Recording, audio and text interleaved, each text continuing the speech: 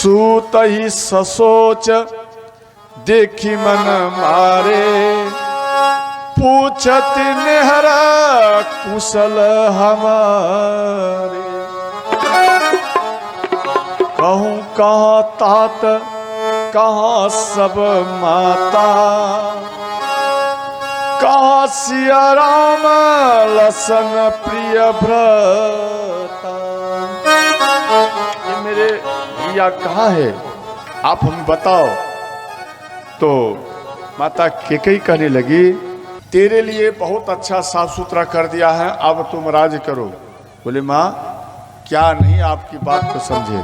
बेटा तेरे लिए हमने राज्य मांगा है, इसलिए आप राज्य तिलक में अर्थात आप राज्य सिंहासन पर विराजो। और आपके भैया राम वो वन चला गया है 14 वर्ष के लिए, फिर वो नहीं आएगा, उसका मन लग जाएगा उधर तो इधर नहीं आएगा, इसलिए बेटा तू राज कर। बोले मेरे पिता कहाँ है। बोले तेरे पिता इस बीच में ऐसा न बिगड़ गया जो वो सुरपुर धाम चले गए। तो पिता पिता कहकर श्री भरत जी अचेत होकर भूमि पर गिर पड़े। इनके बाद शत्रुघ्न जी इनके मुख पर जल छिटे। फिर श्री भरत जी होश में आए। तात तात हा तात पुकारी, पर भूमि तल व्याकुल भाई। होश में आने के बाद जो पे कुरुचि रही अति मोही, जनमत काहे ना मारसी मोही। हे माता तुमने ये क्या कर दिया। तो जब हमें जन्म दिया था उसी समय हमारा मृत्यु कर देता। क्यों हमें जन्म दिया, जन्म देना नहीं चाहिए था। आज तूने जन्म दे दिया और मेरे कारण मेरे भैया बन गया है, और मेरे भैया बन गया है इसलिए मेरे पिता का उनके वियोग में मृत्यु हुआ है। तो इस प्रकार से माता के कई प्रकार से डांटने लगे और उस जगह एक श्राप भी दिया है। बोली माँ तेरा जो नाम है आज हम श्राप देते हैं, संसार का कोई भी माताएं अपने बच्चे का नाम केकई नहीं रखेगी, ये मेरा श्राप है। ये श्री भरत जी स्वयं माता केकई को श्राप दिए थे, इसलिए वो कोई केकई का नाम रखते हैं अपने बच्चे का, कोई नहीं रखते केकई। तो अंत में उधर से सुंदर आभूषण वस्त्र पहनकर मंथरा छम छम करते हुए आ रही थी, और जैसे ही भरत को वो देखी तो वो प्रसन्न होकर भरत भरत कहते हुए इनके पास वो आई। और इधर शत्रुघ्न जी उनको देखकर इनको क्रोध आया, और तेही अवसर कुबरी तह आई, बसन विभूषण विविध बनाई। श्रृंगार पटार इत्यादि सब करते हुए छम छम करते हुए आ रही थी। तो अंत में श्री शत्रुघ्न जी क्रोधित में आए। बोले भैया जर यही है, इसलिए इसे दंड देना अत्यंत आवश्यकता है। उनके बाल को पकड़े और उसके कमर पर एक लात मारे और वो ध्रांग से भूमि पे गिरे। उनके मुख से रक्त बहना प्रारंभ हो गया। तो श्री शत्रुघ्न जी मारने लगे तो राम के जैसा तो भरत है, भरत जी को दया लगे तो भरत जी उनको छुड़ाए और माता कौशल्या के पास आने लगे और कहने लगे माँ कहाँ है माँ। तिनका आवाज कुछ राम से मिलता था। तो कौशल्या माता के मन में ये महसूस हुआ जे मेरे पुत्र पिता के मृत्यु का समाचार सुनकर आ गया है। इसलिए कौशल्या माता उठकर खड़ी हुई, जे पुत्र कहाँ है पुत्र, ऐसा सोच करके ये खड़ी हुई। तुरंत इनको सिर में चक्कर हुआ, अंत में वो भूमि पर भरत भरे राम राम करते भूमि पर गिर पड़े। और इनका गिरते हुए देख करके श्री भरत जी भागते हुए आए और माँ को अपने गोद में सुलाए। बोले माँ क्या हुआ माँ, उठो माँ। तो अंत में जल मुख पे छीटे, फिर माता होश में आई, बोले माँ मेरे भैया कहाँ है, मेरे भैया कहाँ है माँ, मैं बताओ मेरे भैया कहाँ है। तो अंत में बोले देखो तेरे भैया वन जा चुके हैं और तेरे पिता सुरपुर चले गए हैं। बोले माँ मेरे पिता के शरीर कहाँ है, आप हमें बताओ, हमारे पिता के पास हमें लेकर चलो। तो जैसे ही आए ये श्री भरत जी, तो अपने पिता के शरीर को छूकर स्पर्श करके और कहने लगे श्री भरत जी, हे पिताश्री, प्रथम जब आप अपने शरीर को त्याग करने लगे तो कम से कम मेरा याद नहीं आया। हे पिताश्री, आप मेरे हाथ को पकड़कर भैया राम के हाथ में आप दे देते, इनके बाद आप यह सोच रखते, परंतु आप मेरे रिक्त में ही आप इस प्रकार से प्राण को त्याग दिए। तो अंत में रात्रि भरी श्री भरत जी रोते रहे। इतना गहराई में नहीं जा सकता समय का अभाव देखते हुए। तो अंत में गुरु वशिष्ठ आए और रात्रि भरी ये सब रोते रहे। सुबह हुआ, इनके लिए विमान सजाया गया। तो विमान जैसे ही सजाए तो नगरवासी सब व्याकुल होकर रोने लगे। अंत में विमान जब चलने का तैयारी करने लगे, ध्यान देना, तो कंधा पर लेकर, ध्यान देना, कंधा पर लेकर विमान को लेकर चले।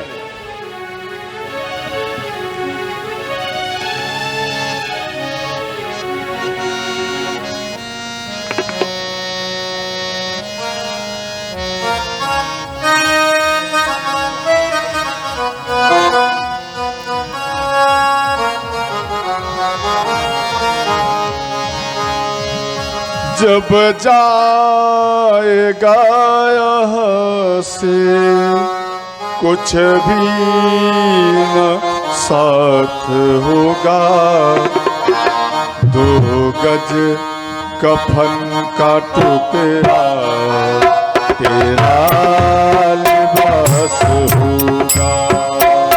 जब जाएगा यहाँ से कुछ भी होगा, 2 गज कफन का टुकड़ा तेरा लिबास होगा।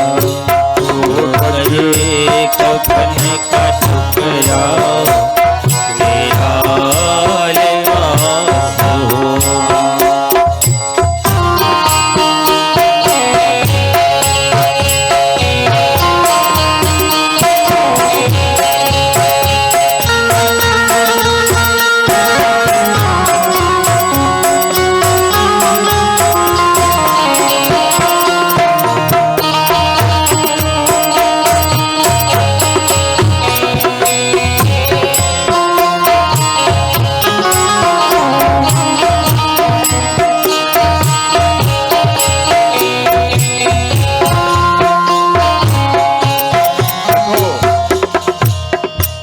जो कटिहारी जाता है उसका कर्तव्य है कंधा लगाना, और जो पुत्र होता है उसका भी कर्तव्य है कंधा लगाना।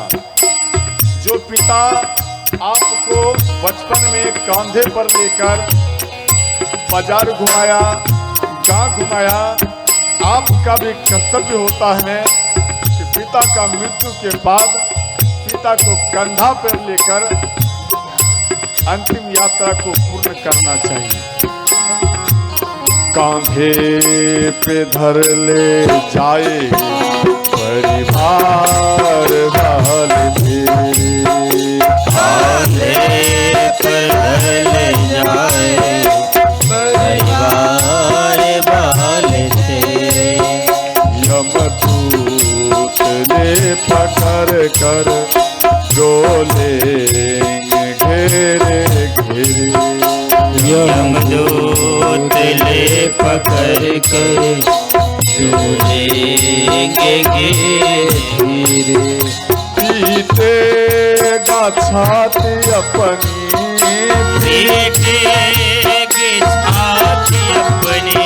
देखो, जिसका पिता चला जाता है या जिसका पुत्र चला जाता है तो आंगन में बैठकर माता सीना को पीटती हैं, जे हमारे संतान मेरे रहते हुए चला गया है।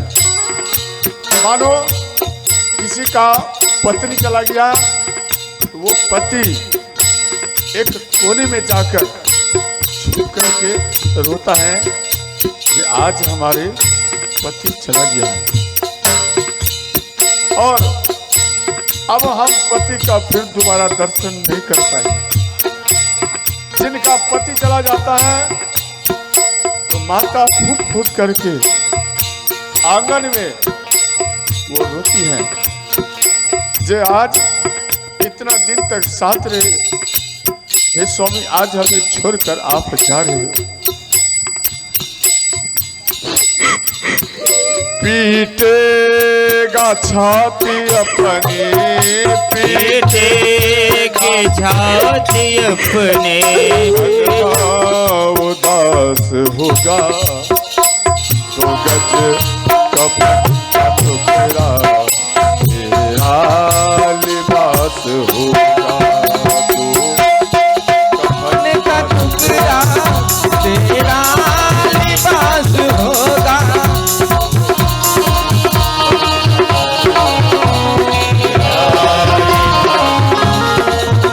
जब जाएगा यहाँ से, जब जाएगा यहाँ से, कुछ भी साथ होगा तो कभी कपट का टुकड़ा तेरा लिबास होगा।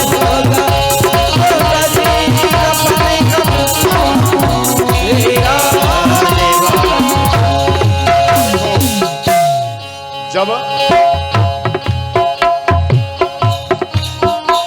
शरीर को रखा जाता है तो रखने के बाद कहाँ कौन लकड़ी लगेगा इस प्रकार से एडजस्ट किया जाता है।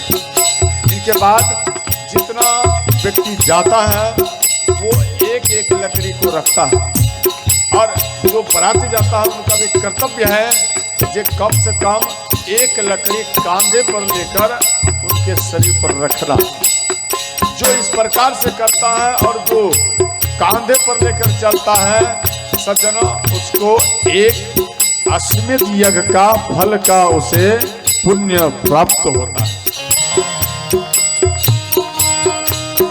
चुन चुन के लकड़ियों में रख दे तेरे बदन को, चुन चुन के लकड़ियों में रख दे तेरे बदन को। आकर के झट उठा ले मेहतर तेरे कफन को। आकर झट उठा ले मेहतर तेरे कफन को। दे देगा आग तुझ में, दे देगा आग तुझ में, दे देगा आग तुझ में, दे देगा आग तुझ में। कौन आग देता है? आग देने का अधिकारी किसका है? बेटा का। ध्यान देना, कौन सा बेटा?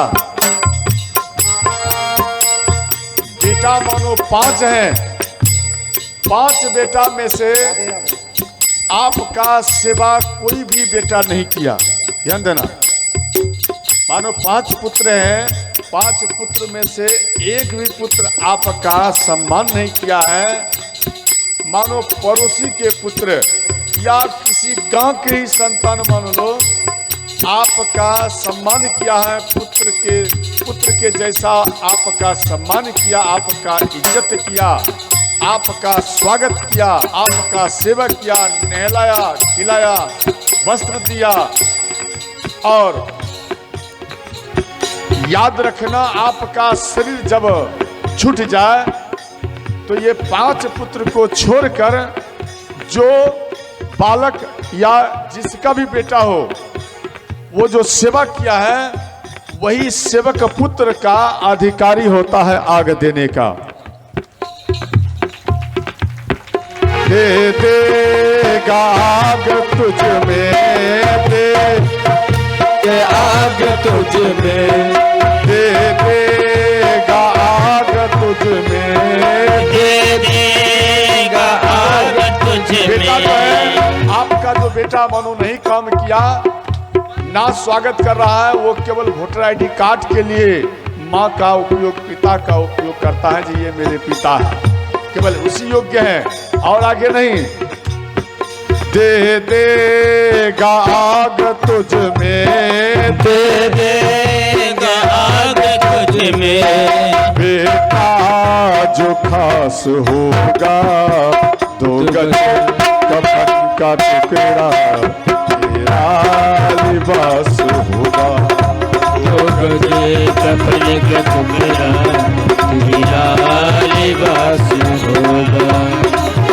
आएगा यहाँ से जब जाएगा यहाँ से, कुछ भी न साथ होगा। 2 बजे कफन का टुकड़ा तेरा लिबास होगा। 2 बजे कफन का टुकड़ा तेरा लिबास होगा। शरीर नष्ट हो जाता है, कि जल जाता है, वो आपका शरीर जलने के बाद वो मिट्टी में मिल जाता है। तो यह कवि लिखे हैं, मिट्टी में मिले मिट्टी, बाकी खाक होगी। मिट्टी में मिले मिट्टी, बाकी खाक होगा। सोने से तेरी काया जल कर राख होगी। सोने से तेरी काया जल कर राख होगा। शरीर में हुआ भी पाया है, दूध पाया है, जितना भी अच्छा अच्छा आपने इस शरीर में पाया है, या इस शरीर से आपने 1 बीघा 2 बीघा 5 बीघा 1 मंजिल 2 मंजिल 10 मंजिल आपने मंजिल बनाया है, तो ये भी आपके साथ नहीं जाता है, सब आपका रहेगा यहाँ। तो कवि कहते हैं, मिट्टी में मिले मिट्टी, बाकी खाक होगी। मिट्टी में मिले मिट्टी, बाकी खाक होगा। सोने से तेरी काया जल कर राख होगी। सोने से तेरी काया जल के राख होगी। दुनिया को त्याग करके, दुनिया को त्याग करके, दुनिया को त्याग करके, दुनिया को त्याग करके, बरगद पे बास होगा।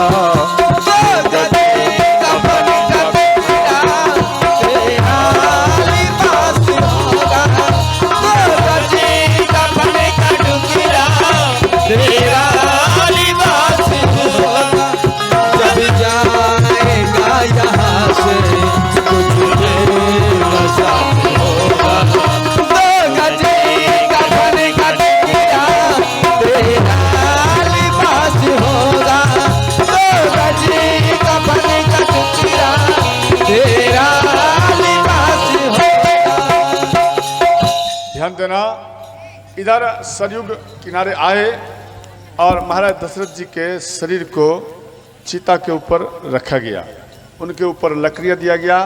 इनके बाद आग देने के लिए श्री भरत जी खड़े, ध्यान देना, कई व्यक्ति कहते हैं जे छोटे बेटे को आग देने का अधिकारी है तो बड़े बेटे को आग देने का अधिकारी है।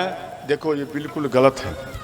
आप आग वही बेटा, मानो 5 है तो 5 में से वही बेटा देगा जो बेटा माँ और पिता का इज्जत करता है, माँ और पिता का सम्मान करता है, उन्हीं का अधिकारी है माँ को आग देने का।